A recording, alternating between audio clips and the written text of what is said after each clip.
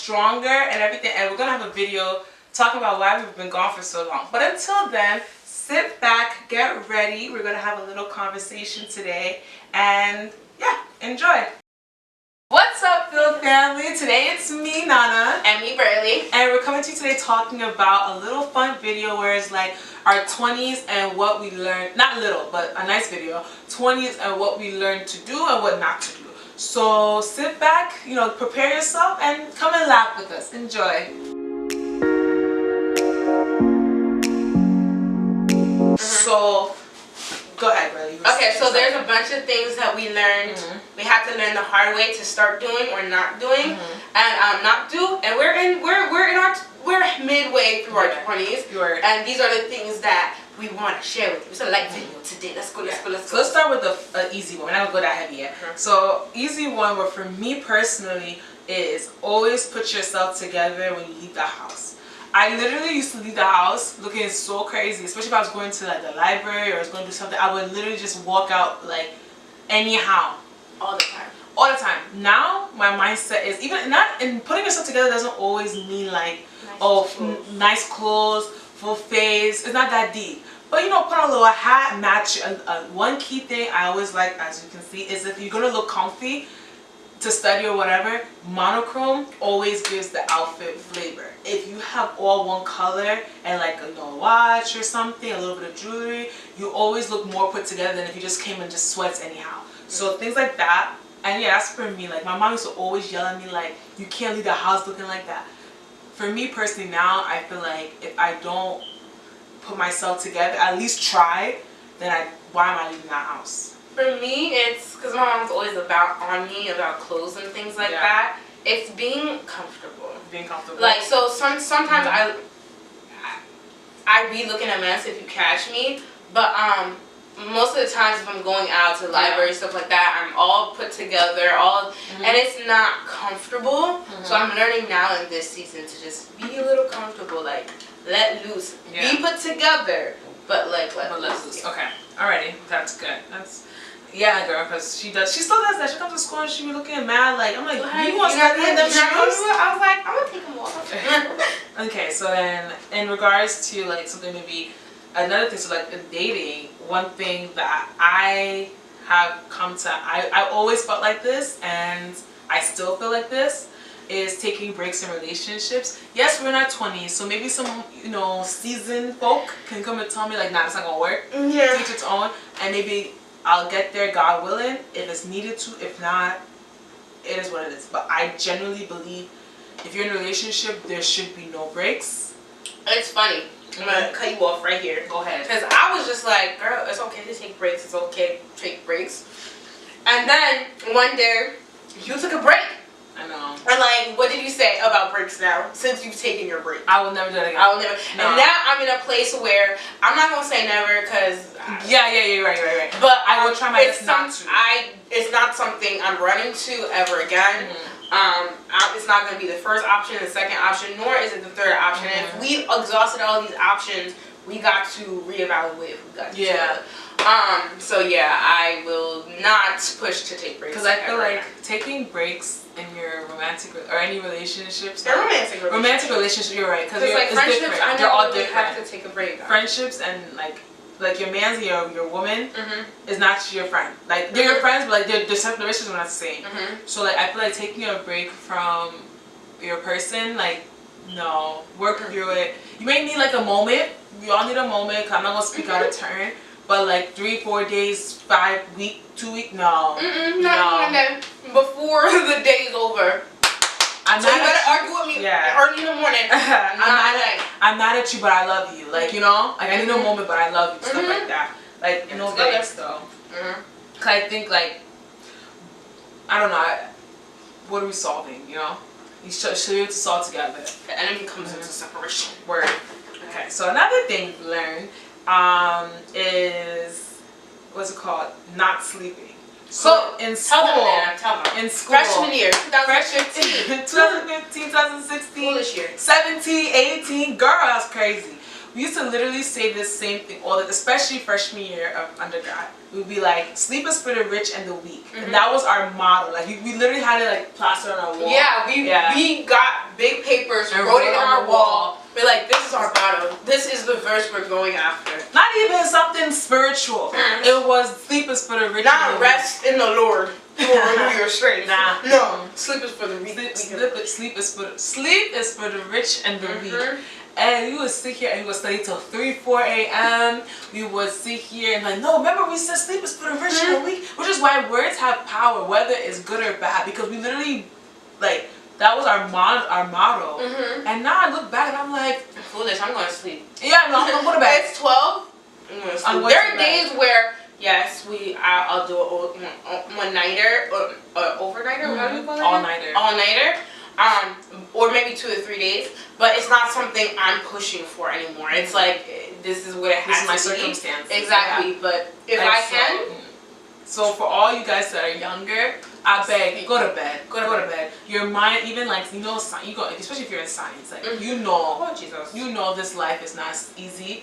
And also to, scientifically speaking, like, sleep is when you form the synapses, you form those connections. You need those sleeps for that to actually, like, girl, the best thing, if you really feel like you need to, like, keep up, study right before you go to bed. So when you sleep, that's when you can really potentiate that information.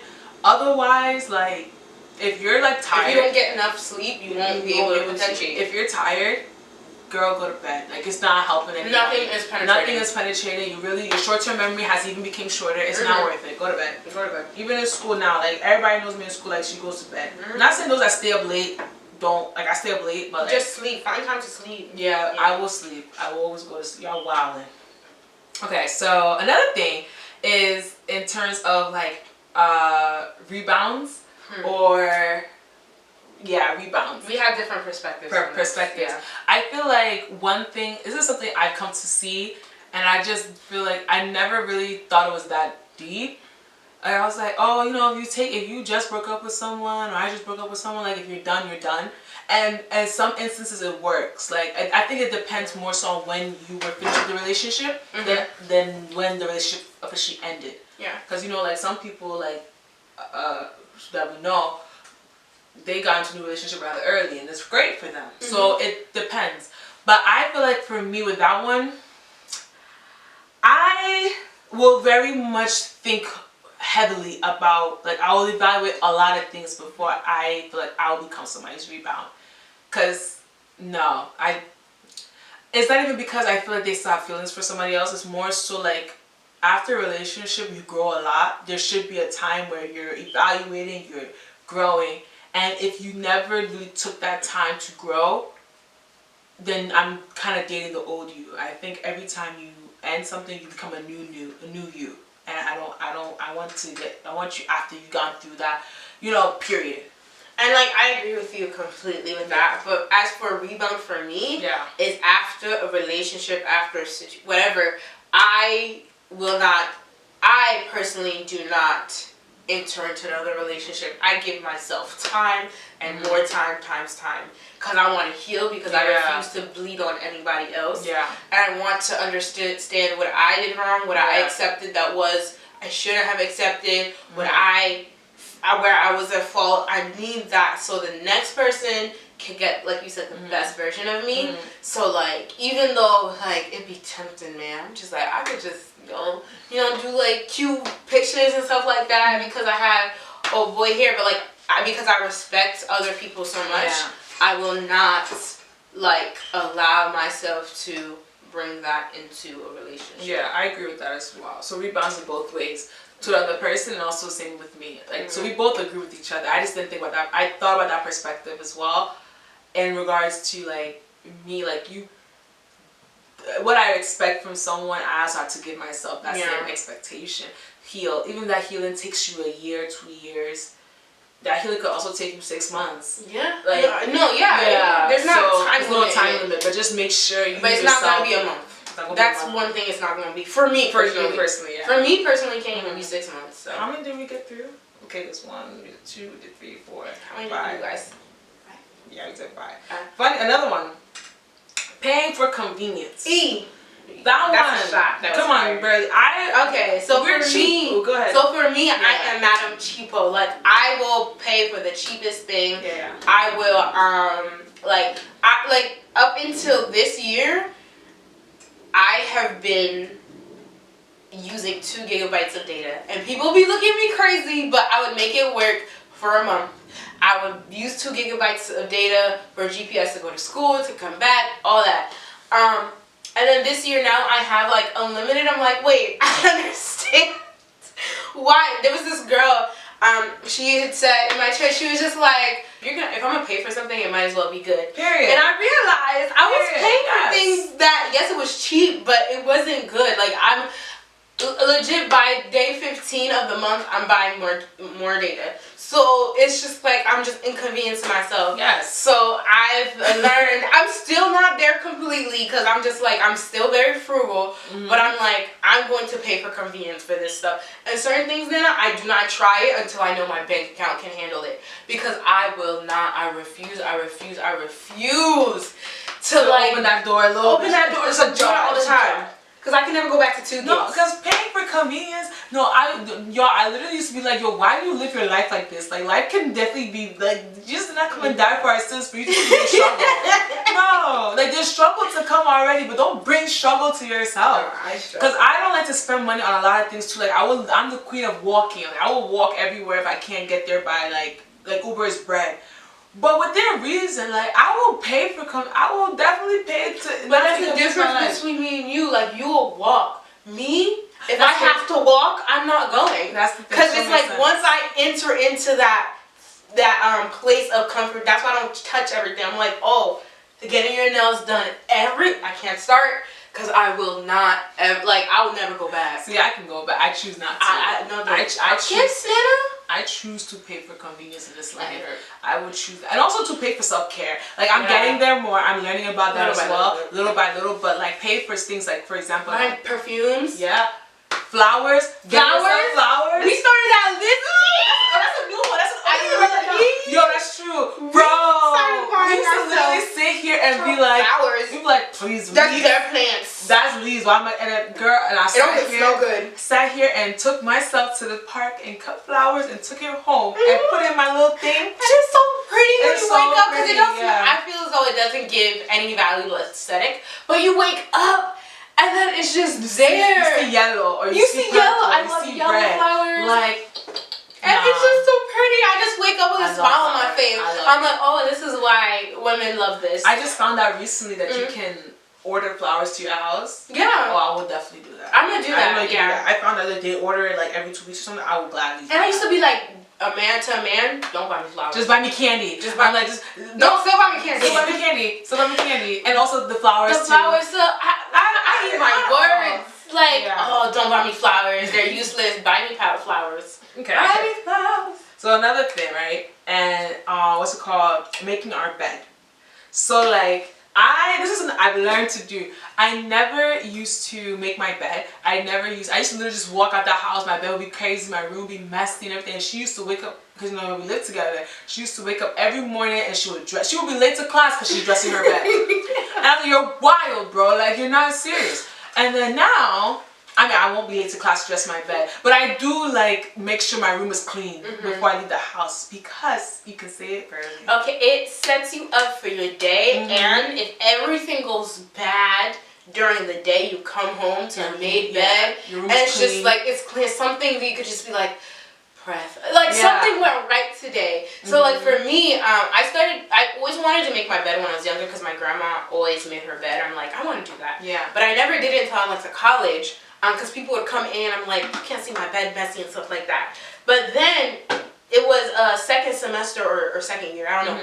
But then I was just stressed all the time, and I'm like, I have to make my bed. And when I made my bed, I would come back, and the day just washed off. Yeah. I pulled into the covers. Go into the covers, like it's just nice. Until this day, like if I have to rush, like I have to count making my bed, because if I don't make my bed one day, it's just like everything just doesn't go right in my life that day. I think about it too. Like I think if my day is long or stressful, I think like I think about it in my mind like, damn, I'm about to come home to a messy bed. Messy and house? a messy room. Like, I don't like that. I like to come home, like, especially after the days I've had exams, like, I come home and I slide into my bed. Yes. I don't have to move, I can sleep with stuff on my bed, so I can maneuver around it.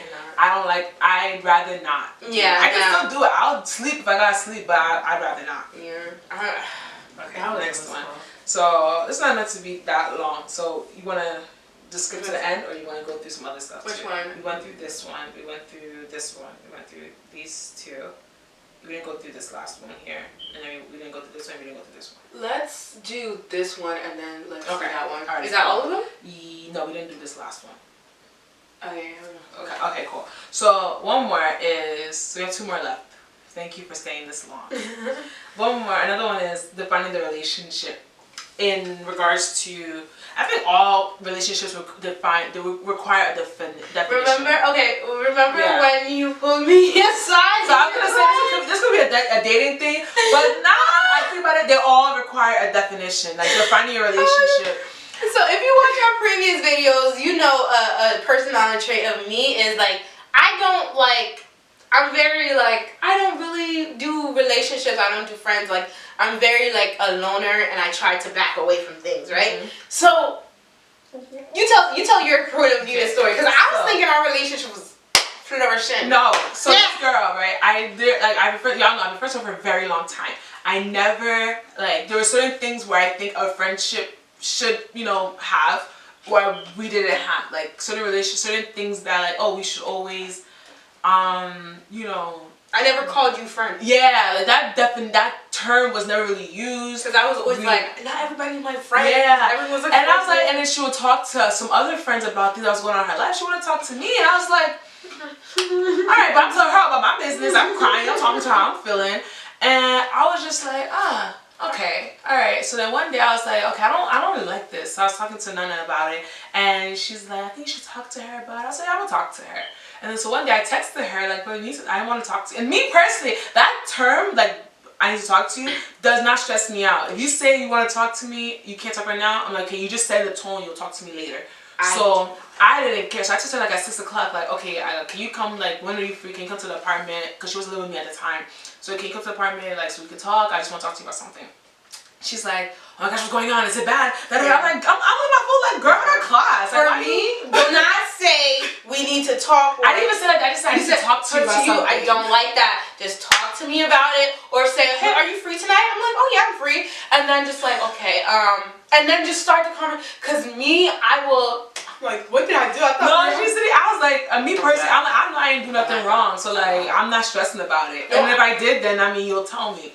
My parents used to do that too. Yeah. Like they would call your name a certain way. You're like, what did I do wrong? What did I do wrong? Did I clean this? And that gives me anxiety. Yeah. So now I know not to do that. But I didn't think it was that serious. So she gets to the house and now do ever do it again. I can't handle that. I was alright. Let me let her get her woes out. And then so I was telling her, I said, listen, Berlyh, like I feel like you and I have been friends for too long, and I don't know where I stand with you. And it's great if you don't consider me your best friend. I was like, if you don't consider me your best friend, that's fine. I just need to know how to move, because I consider you a best friend to me. But I'm not about to have this relationship where like I'm like your best friend, I'm calling you all this stuff, and then you don't feel the same about me. Because I'm like that. Yeah.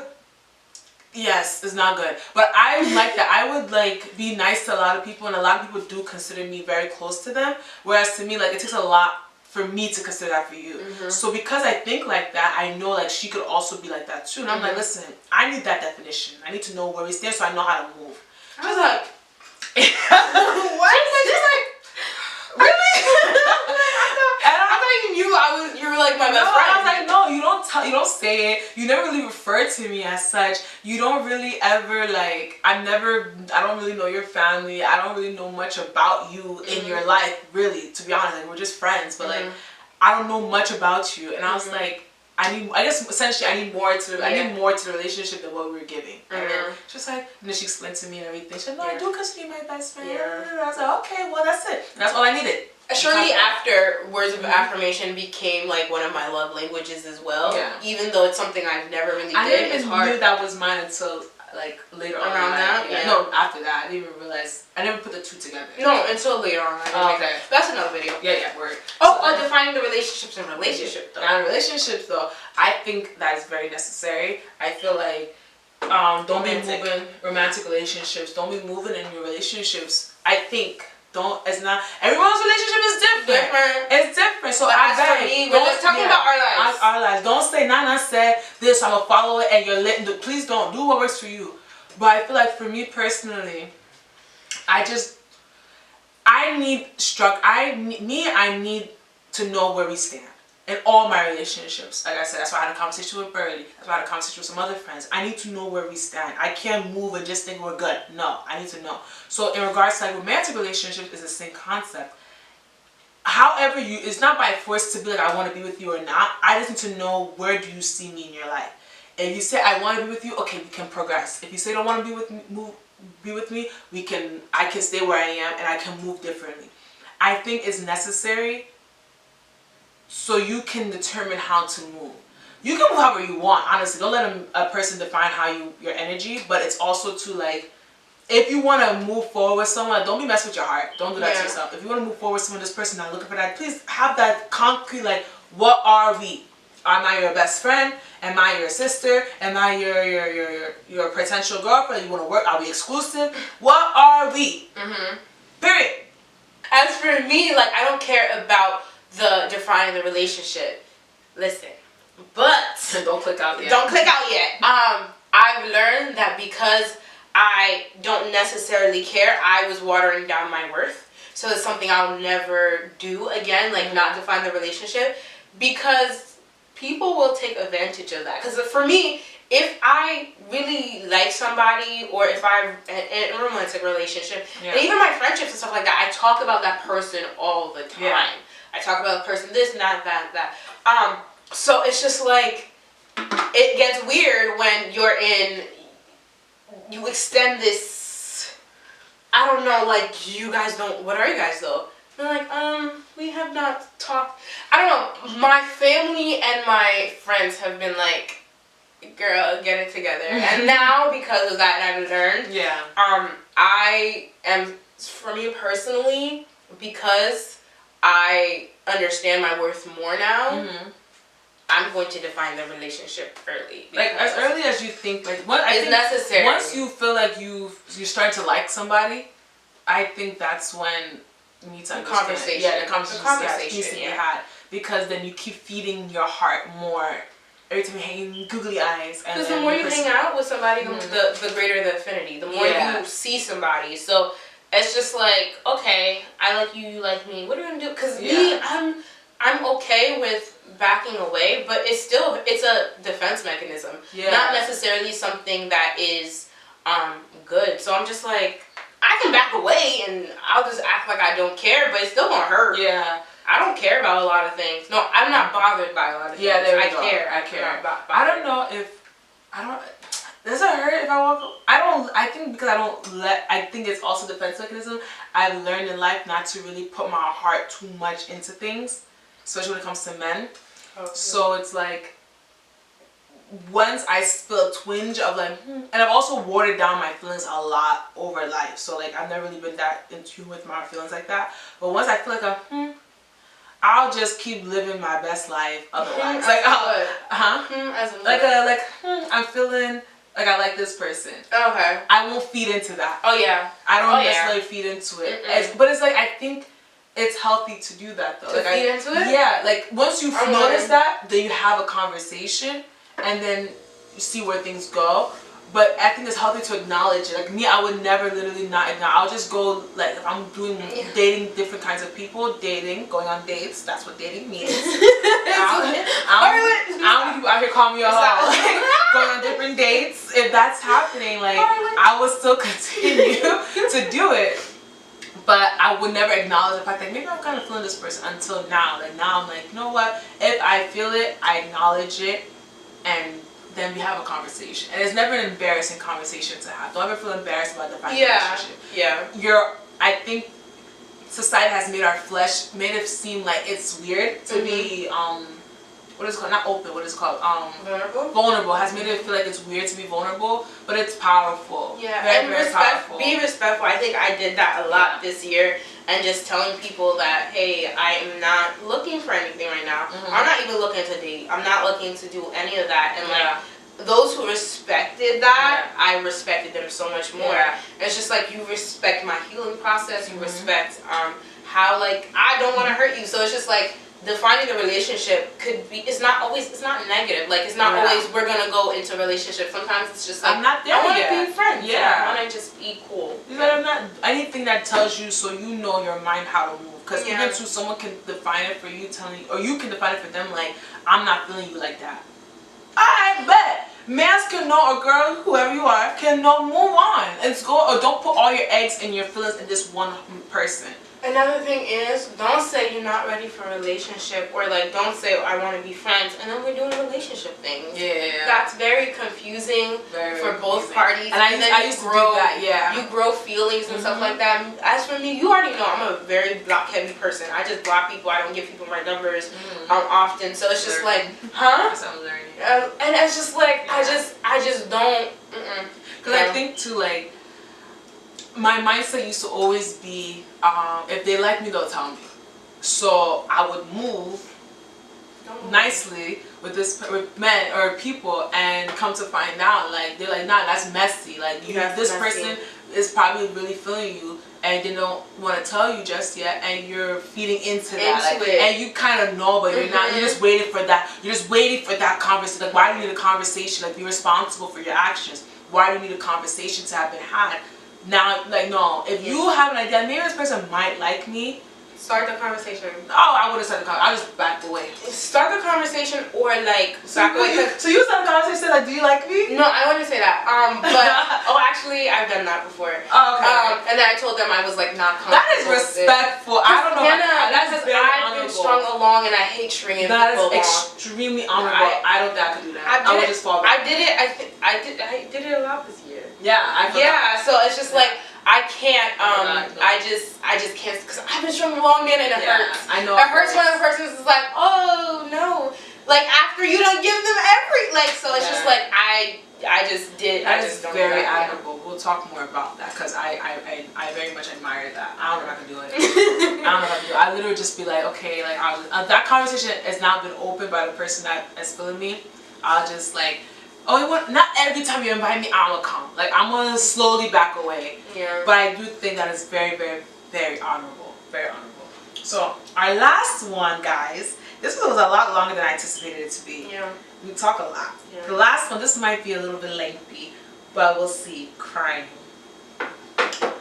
I have learned it. You can go, actually. Go ahead. Okay, I'm gonna go first because Berlyh. Nana, how long have you known me? Like years. I still have not seen her cry. Never seen me cry.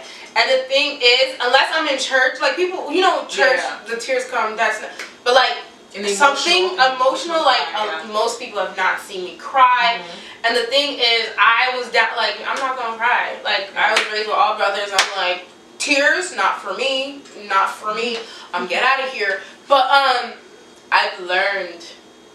Girl, you better cry. Like, you feel that? It's for strong people to cry and just let that emotion not take over you, but pass through you. Yeah. And like, girl, I cry. I cry so much more now. I'm still not in a place where I'm comfortable to cry in front of a lot of people, but one time I called you about to cry and you didn't answer. I was like, thank God. I was not ready for it. But like, it's just like I'm learning it's okay to cry, it's okay to be vulnerable. I'm still not in a place where I could just cry anywhere. I feel as though I always thought crying was performative. And that's still something I have to chip out of me, but I cry. I thought crying during commercials a lot. I like commercials. Yeah. I've always, for me personally, I never learned not to cry. I've never learned how to not cry. Like, I will always cry, but I've always been shamed for crying. Like, oh my gosh, she's always crying. So I've always associated being, even at my age now, I say like I'm being a crybaby. Like, I don't like being crybaby. I still like it. I associate crying with a bad thing. So every time I do cry, like, I can't control it because I've always just been one who cries. But like beat myself up in my head about it. Like, oh my God, stop crying. Like, stop. You used to cry, baby. Stop it. Like, it's not that deep. Stop crying. Da da da da. It wasn't until like some time ago where I was like, maybe a few years ago or a year or so ago, like I was just, I'm just gonna have to cry. Like, this is just what it's gonna have to be. Like, cause I couldn't like, if I was able to acquire that trait to like not cry, I feel like it would have taken me much longer to accept the fact that crying is okay. Yeah. Oh. Because I knew like, I'm like, yo, this is dead who I am. Like, I cry. I watch movies, the drop of something sad in a movie, I'll cry. Like, I've cried in front of them before, and it's like, I hate it sometimes, like, even to be honest with them, I hate it sometimes. I'm like, damn, I wish I didn't cry. If I get really mad, I cry. I hate, and it's easy to see I cry. Like, oh no, it's very easy. Like, my eyes get red, they get really, no, your face gets puffy. It gets puffed. Like, I'm not a pretty crier. I wish I was. I'm not. So it's clear, but it's just like now I've learned and I'm processing. My flesh is processing like it's okay to cry if you're sad. Yeah. It's okay to cry if you're overwhelmed. It's okay to cry if like you know. You just need to cry. You need to cry. It doesn't always have to be a reason. Put on a sad. You know you have a lot of emotions. Put on a sad movie. What did you say? Music. Music to for me is movie. So like A Walk to Remember will without a doubt make me cry. I can't watch that with anybody because I'll cry too much. And that's the thing, like I used to watch movies that are very emotional and like I feel like crying like, and she'll sit, that's why I watch movies with her, because she'll sit down and she's like, yeah. I'm like, ma'am. And like I'm getting so much better now because like I remember the first time I watched Grey's Anatomy, did not cry. And then like the third time around, like I'll be like, oh my God, George. So it's just like I'm learning how to just let that emotion, if that's what I'm feeling, like let me like feel it. When we were watching Tangled, I was watching it for the first time. I literally was watching it. Tangled, the Rapunzel movie. I was crying. I'm about to cry. This is so sad. It was so nice though. It was a cute, it was a little tear, but it wasn't dramatic. I just be like, even with baby things, babies make me cry more. The videos you be sending, I'm like, no, those make me laugh. I be like, you be like, it's not funny. I be like, yeah, nice. No, but it's just like it's sometimes I don't allow myself to feel those human emotions because they've been taken advantage of before. Yeah. So I'm just like I'm good for that. But now I'm learning to just cry. Just cry. Just cry. Like crying is so beautiful and it's so powerful. Like it's crazy because we're always conditioned. Like these things that make us like vulnerable are sad or like not good. Whereas it is good. It's good to cry. It's good to be emotional. Talk about your feelings. I mean, don't be manic. And I feel as though for me, like when I was younger, my brothers always said, "Don't cry, don't cry, don't cry," or they would like bully me to make me cry, and that's one of the reasons why I don't like crying in front of people. Yeah. If someone hurts me, like I will not let you see me cry. But one thing is, what really internalized it for me was one time someone just did something to me, and I just started to. I was like, dang, people are cruel out here. And like my brothers I used to be a crybaby. Yeah. And my brothers would tell me not to cry, but I would always cry. And then that person did something outside of my family. And then came home, cried, and was like, I'll never cry for anybody who's not my family, in front of anyone who's not my family ever again. That was 7th grade Berlyh. Up until that point, I never cried ever. Like in front of people, I didn't. Up until I'm gonna say about a good entering into my 20s, I started crying a little bit more. But now I'm just like accepting. It's not something so negative to me. Yeah, I get that. I think too with crying, like I would always cry in front of like when I watch movies and stuff like that, and I would be so like every time I would cry, like I associate it with exactly like a crying baby. I associate it as being like a baby, like I'm my big age while I'm crying, you know. And it's like, and it's crazy because I used to always like I guess I thought I came off as not sensitive, but all my friends knew I was sensitive, and I never understood how you guys knew that, because I'm like, I don't cry in front of you guys. I don't. You see it on your face. Oh really? Yeah, like your face doesn't hide it well. When you're annoyed, but like just not like you don't hide it well. So it's just like you won't do it, but we just know. Okay. Yeah, like, a lot of my friends would know like, oh, like they just knew like, oh, we know. It wasn't like they would say that in a bad way, but they just knew like, oh, I would be a sensitive person. Still keep it 100 with me. Like I can handle a lot, but tears is not shy of my personality. Yeah.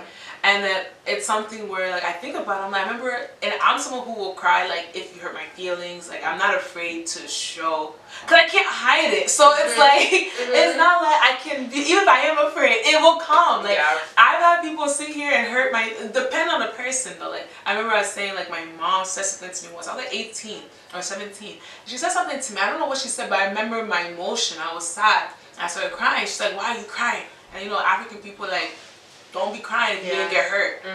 But I'm like, no, you hurt my heart. Even when you get hurt, they be like, stop crying. It's like, I get it. And I get it because kids do cry for nothing. Like sometimes they really just want to make noise. But that's you have to raise a kid to understand their emotions. Don't shut down their emotions. So with this whole realization in our 20s, like it's okay to cry. It's okay to be sad. It's okay to have, even if you have no reason, you stress or you're not stressed, you just have a lot of emotions. It's okay. Even at, like too, like we're girls talking about this, but men too cry. Like it's fine to feel sad and be some way. It's not a bad thing. Even though society has conditioned a lot of us, especially men too, to like not be in tune with their emotions, to shut it down, and like it's not okay. Where it is okay. Like it's fine to be sad. It's fine to. It's an emotion that God has given us. So allow it to do what it needs to do. And like ending off, like don't wear your heart on your sleeve. I never like when people say that. Don't work like to start like don't cry at work. Don't be at like certain places and crying. Like don't like do that. in school, just go to the bathroom. Still cry, but not there. You're not there because people, not everybody understands your heart and your vulnerability, and you don't give that to everybody. Even in the word, it says like guard your heart for everything you do flows from it, right? So it's just like if you just put your heart on this like out for everybody to see it, people will abuse it and people will do whatever they want, and like people don't respect and they will embarrass you. They will embarrass you, and it's that is true, because they will, but also keep in your mind like with certain aspects of who you are, don't temper yourself for someone else's like, actions. Just remove yourself. I.e. like in one of our things we were saying like, oh, something how you define a relationship, or like a lot of people tend to say I'm gonna move how you move. Don't do that. I feel like that's a toxic way of moving.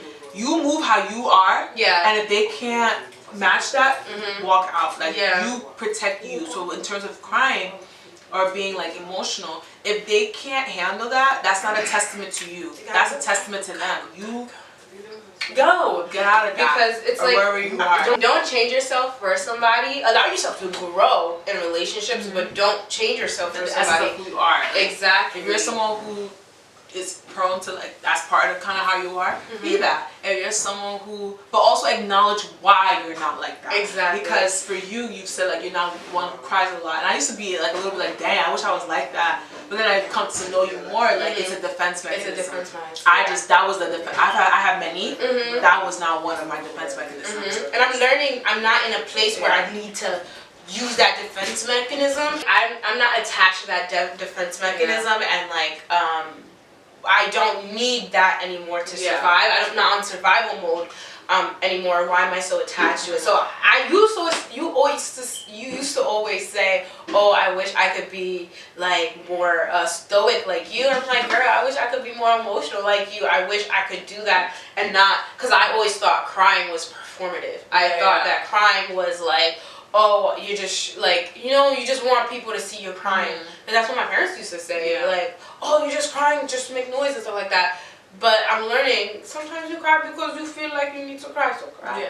And one last thing that you mentioned is that when you said crying is performative, and also you also said something where it's like, you don't let people see you cry when someone has made you feel sad.